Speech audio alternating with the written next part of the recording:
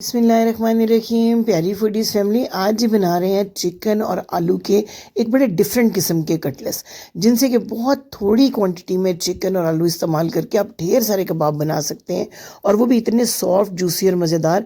और जो आलू के कबाबों में एक आपको टेंशन होती है ना कि कबाब टूट जाते हैं, पानी छोड़ देते हैं, वो भी बिल्कुल नहीं होगा। अगर आप उल्टे हाथ से भी बनाएंगे तो इतने अच्छे और इतने मज़ेदार ये कबाब तैयार होंगे, और ढेर सारे तैयार होंगे। यानी अगर आपके ज़्यादा मेहमान हैं इफ्तार में, तो भी आप थोड़ी सी क्वांटिटी से ढेर सारे कबाब बना सकते हैं। फ्राइंग का टाइम बहुत कम है इनका, इससे भी आपको टाइम की भी बचत होती है।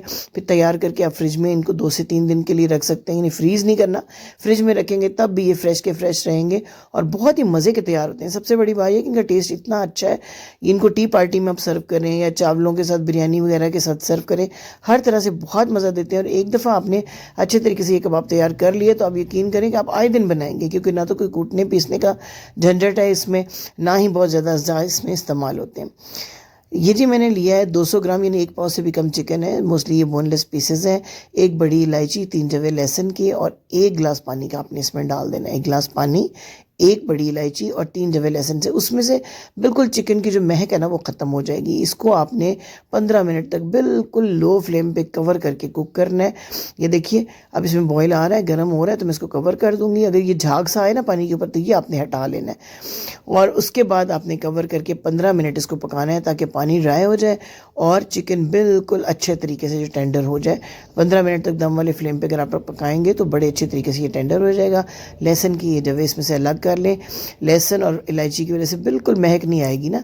इस तरह से मैं तैयार करके ये 200 ग्राम चिकन रख रही हूँ, और इस रेसिपी में मैं सिर्फ जो है 100 ग्राम यूज़ करूँगी, बाकी 100 ग्राम में एक और रेसिपी में यूज़ करने वाली हूँ। साथ जी आपने ले लेने हैं ब्रेड के 2 स्लाइस। इनके जो साइड के किनारे हैं इनको काट लें, इन किनारों को संभाल लें। इनसे हम ब्रेड क्रम्स तैयार कर लेते हैं किसी भी और रेसिपी के लिए। अब इन ब्रेड के स्लाइसेस को हमने क्या करना है, आपने 2 टेबलस्पून पानी लेना है, थोड़ा थोड़ा करके जो है ना आपने इसके ऊपर ड्रिप करना है। ये देखिए थोड़ा सा बिल्कुल पानी है, ये मैंने थोड़ा सा इसके ऊपर डाला है ब्रेड के ऊपर। अब आपने इसको इस तरीके से ना पानी के साथ मिक्स करना है ब्रेड को, जिस तरह हम किसी चीज़ को गूंथते हैं ना। अब ये थोड़ी थोड़ी खुश्क फील हो रही है ना, तो हम इसमें बिल्कुल चंद चंद कतरे पानी के और डाल के इसी तरह इसको गूंथते जाएंगे। हमने इस तरह की डो हमने तैयार करनी है जैसे कि गूंदा हुआ मैदा होता है। ये देखें 2-3 कतरे और पानी के डाल के मैं इसको गूंद रही हूँ। इस ब्रेड से इतनी सॉफ्टनेस आ जाएगी ना आपके कबाबों के अंदर, इतनी अच्छी बाइंडिंग हो जाएगी, फिर टेस्ट इतना मज़े का आता है। ब्रेड क्रम्स भी लोग यूज़ करते हैं, लेकिन उससे क्रम्स का दाना फील होता है कबाब के अंदर। लेकिन इस तरीके से जब हम डो को गूंद लेते हैं ना, तो ये डो बड़ी सॉफ्टनेस ले। ये देखें इस तरीके से जैसे गूंदा हुआ मैदा होता है। इस ब्रेड को एक साइड पे कर दें। इसके बाद मैंने 3 अदद आलू जो हैं उनके छिलके उतार के उनको बॉईल किया है। छिलकों के साथ आपने बॉईल नहीं करना, वरना आलूओं में एक लेस सी आ जाती है। छिलके उतार के बॉईल किया है, पानी ज़ाया करके। अब इनको किसी भी मैशर या फोक की मदद से इस तरह से अच्छे तरीके से मैश कर लें इनके अंदर, ताकि कोई गुठली वगैरह ना रह जाए। अब ले लें जी एक खुला बर्तन, परात ले लें, ट्रे ले लें, उसके अंदर डालें ये मैश किए हुए आलू। इसके बाद जो ब्रेड हमने गूंद के रखी थी उसको तोड़ के इसके अंदर हमने आलूओं के अंदर करना है मिक्स। आलूओं के अंदर बिल्कुल मॉइस्चर नहीं होना चाहिए। वैसे भी अगरचे ये ब्रेड गीली है, गूंदी हुई है, लेकिन ये सारा मॉइस्चर एब्जॉर्ब कर लेती है आलूओं का, इसीलिए फ्रिज में भी ख़राब नहीं होते।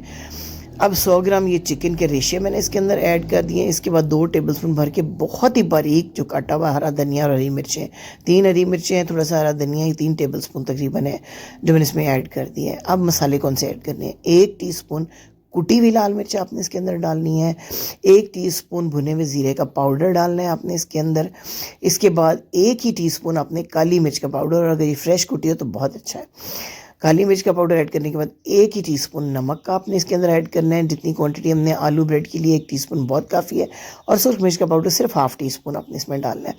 ½ ही टीस्पून आपने इसके अंदर डाल देना है खुश्क धनिया पाउडर, और बिल्कुल 1/4 टीस्पून थोड़ा सा गरम मसाला पाउडर। अब ये अच्छे तरीके से आपने ना मिक्स करना है, ताकि जो ब्रेड है ना वो सारे बैटर के अंदर अच्छे तरीके से मिक्स हो जाए। इस तरह करने से एक तो बाइंडिंग अच्छी हो जाएगी आपके कबाबों की, दूसरा चिकन का रेशा बारीक हो जाएगा, हर बाइट में आपको फील होगा, और ऐसा लगेगा जैसे आपने ढेर ही चिकन डाल के ये कबाब बनाए हैं। बहुत मज़ेदार, नरम और जूसी ये कबाब बनते हैं। एक दफ़ा आपने इस तरीके से गीली ब्रेड ऐड करके ये कबाब बनाने हैं, और मुझे ज़रूर बताना है। आपके कमेंट्स का मैं ज़रूर वेट करूँगी। आपने मुझे बताना है कि ये रेसिपी आपको कैसी लगी, कैसी बनी, और मुझे यकीन है कि ये रेसिपी आपकी पक्की पक्की साथी भी बन जाएगी। कई तरह से इस बैटर को जो है आप इस्तेमाल कर सकते हैं। ये देखें किस तरह बिल्कुल अच्छी सी बाइंडिंग के साथ ये बैटर तैयार हो गया। अब आपने क्या करना है, हाथों को थोड़ा थोड़ा ऑयल लगाते जाएं, जिस साइज़ के कबाब बनाना चाहते हैं बना सकते हैं। मैंने इस बैटर से 10 बड़े साइज़ के कबाब तैयार किए थे, 3 दरमियाने साइज़ के आलू, 2 ब्रेड्स 3 और 100 ग्राम चिकन के रेशे। ये देखिए कितनी आसानी से कबाब बन गए, ना टूटते हैं ना डी शेप होते हैं, ना आपको किसी सांचे की ज़रूरत है, खुद ब खुद इनकी शेप बड़ी अच्छी सी आ जाती है। अब जी इन कबाबों को एक अंडा आपने ले लेना है, उसको अच्छे तरीके से फेंटना है। अच्छे तरीके से फेंटा हुआ तो ज़्यादा अंडे की कोटिंग मोटी नहीं आएगी कबाब के ऊपर। इस तरीके से अच्छी तरह हर तरफ से कबाब जो है उसको अंडे के अंदर लगाएं। नीम गर्म ऑयल होना चाहिए और शैलो, यानी बहुत ज़्यादा ऑयल नहीं होना चाहिए, थोड़ा ऑयल होना चाहिए, उसके अंदर हमने इसको फ्राई करना है। अब इन कबाबों को डालते जाएं और सिर्फ 1 से 1.5 मिनट एक साइड से और इसी तरह 1 से 1.5 मिनट दूसरी साइड से आप लगाएंगे। 3 मिनट में आपका ये कबाब तैयार हो जाता है। यानी आपके ऊपर जब इफ्तारी में बहुत सारी चीज़ें बनानी है, अगर आपने इफ्तार डिनर रखा हुआ है, मेहमान बुलाए हुए, ऐसे मिनटों में डिश भर के आप ये कबाब बनाते हैं। शक्ल इतनी प्यारी, टेस्ट इतना मज़े का, फिर इतने कम अज्जा में इतने सस्ते ये तैयार होते हैं, तो क्यों ना ये कबाब बनाए जाए। शामी कबाब, चपली कबाब, सब कबाबों की निस्बत बनाने में आसान है और इतने टेस्टी। इनसे आप सैंडविचेस तैयार कर सकते हैं, बिरयानी के साथ दें, चाय के साथ दें। ये देखें कितना प्यारा प्यारा कलर आता जा रहा है, देखें चेड़ने में भी बिल्कुल ना टूट रहे हैं ना डे शेप हो रहे हैं। ये इनकी स्पेशलिटी है।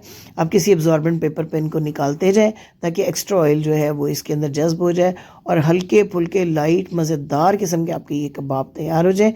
मुझे उम्मीद है रेसिपी आपको ज़रूर पसंद आई होगी। तो फिर रिक्वेस्ट है मेरी कि आपने शेयर भी ज़रूर करनी है ये रेसिपी और कमेंट्स तो ज़रूर लिखने, चाहे आप एक लफ्ज़ का कमेंट लिखें। मुझे जितनी खुशी कमेंट से होती है, इतनी खुशी आप यकीन माने मुझे व्यूज़ बढ़ने से भी नहीं होती।